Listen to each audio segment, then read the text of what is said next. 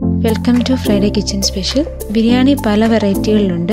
റെസ്റ്റോറൻറ്റുകളിൽ കിട്ടുന്ന variety ടേസ്റ്റിലുള്ള fusion biryani നമുക്ക് വീട്ടിൽ തന്നെ ഉണ്ടാക്കി നോക്കിയാലോ.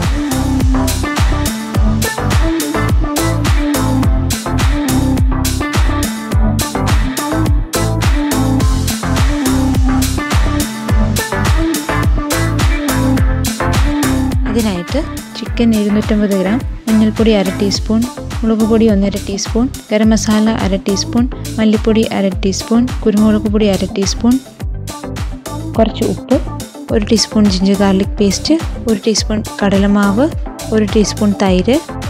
നന്നായിട്ട് മാഗ്നേറ്റ് ചെയ്തെടുക്കാം. മാഗ്നേറ്റ് ചെയ്ത് ഒരു 20 മിനിറ്റ് വെക്കണം. ബിരിയാണി റൈസ് 3 ഗ്ലാസ് ബിരിയാണി റൈസാണ് ഞാൻ എടുത്തിരിക്കുന്നത്. ആദ്യം നമുക്ക് ബിരിയാണി റൈസ് തയ്യാറാക്കാം. അതിനായിട്ട് ഒരു പാത്രത്തിലേക്ക് 3 ടീസ്പൂൺ നെയ്യ് ചേർത്ത് കൊടുക്കുക.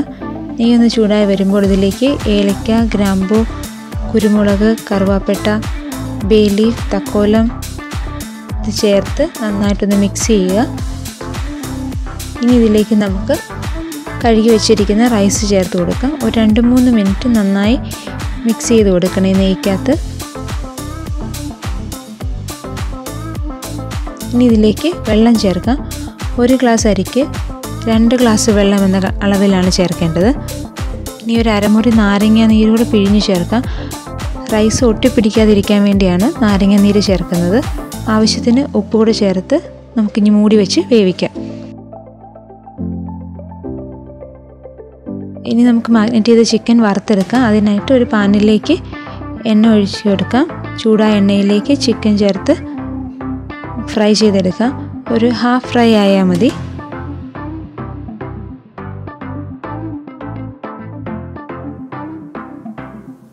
ഇപ്പോൾ നമ്മുടെ ചിക്കൻ ഫ്രൈ ആയി വന്നിട്ടുണ്ട്. ഇനി നമുക്ക് ഗ്രേവി തയ്യാറാക്കാം.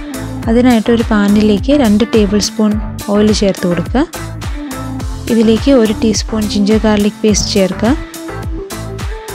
അതിൻ്റെ പച്ചമണം ഒന്ന് മാറുമ്പോഴത്തേക്കും നമുക്കിതിലേക്ക് 1 ടീസ്പൂൺ ക്രഷ്ഡ് മുളക് ചേർത്ത് കൊടുക്കാം. നന്നായി മിക്സ് ചെയ്യുക. ഇനി നമുക്ക് അരിഞ്ഞു വെച്ചിരിക്കുന്ന സവോള കൂടി ചേർത്ത് വഴറ്റിയെടുക്കാം. സവോള ഒന്ന് വഴണ്ട് വരുമ്പോഴത്തേക്കും ക്യാപ്സിക്കം കൂടി ചേർത്ത് കൊടുക്കാം. നന്നായി ഇളക്കി കൊടുക്കുക.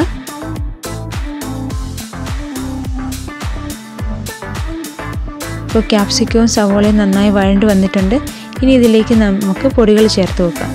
1 ടീസ്പൂൺ മുളക് പൊടി, 1/2 ടീസ്പൂൺ ഗരം മസാല. നന്നായി മിക്സ് ചെയ്യുക. പൊടിയുടെ പച്ചമണം മാറുന്നതിന് വരെ നന്നായി മിക്സ് ചെയ്ത് കൊടുക്കുക. ഇനി ഇതിലേക്ക് 2 ടേബിൾ സ്പൂൺ ടൊമാറ്റോ സോസ് കൂടി ചേർത്ത് നന്നായി മിക്സ് ചെയ്യുക.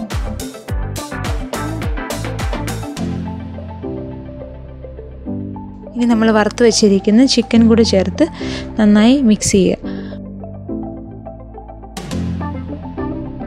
കുറച്ച് വെള്ളം ചേർത്ത് നന്നായി ഇളക്കി കൊടുക്കുക. അപ്പോൾ ഗ്രേവി ചിക്കനിൽ നന്നായി പിടിച്ചു വരും. ഉപ്പ് കുറവുണ്ടെന്ന് തോന്നുകയാണെങ്കിൽ ഈ സമയത്ത് കുറച്ച് ഉപ്പ് കൂടെ ചേർത്ത് കൊടുക്കുക. ഇപ്പോൾ നമ്മുടെ ചിക്കൻ റെഡിയായി വന്നിട്ടുണ്ട്. ഇനി നമുക്ക് ദം ചെയ്യാം. അതിനായിട്ട് ചൂട് കട്ടിയുള്ള ഒരു പാത്രത്തിലേക്ക് കുറച്ച് നെയ്യ് ചേർത്ത് കൊടുക്കുക. ഇനി ലെയറായിട്ട് കുറച്ച് റൈസ്, അതിന് മുകളിൽ കുറച്ച് ചിക്കൻ, പിന്നെ നമ്മൾ വറുത്ത് വെച്ചിരിക്കുന്ന സവോള, കാഷ്യൂനട്ട്, കിസ്മിസ് ഇവ ചേർത്ത് കൊടുക്കുക.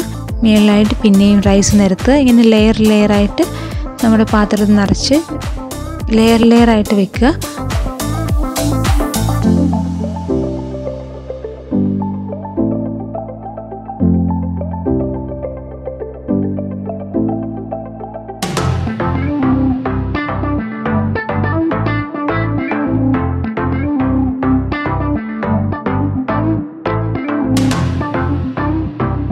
ഇതിൻ്റെ മുകളിൽ നമുക്ക് കുറച്ച് മല്ലിയിലയും പുതിനയിലയും ചേർത്ത് കൊടുക്കാം.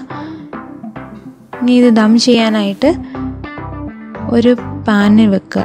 ഈ പാനിൻ്റെ മുകളിലായിട്ട് നമ്മുടെ ഈ ബിരിയാണി വെച്ചിരിക്കുന്ന പാത്രം വെക്കുക.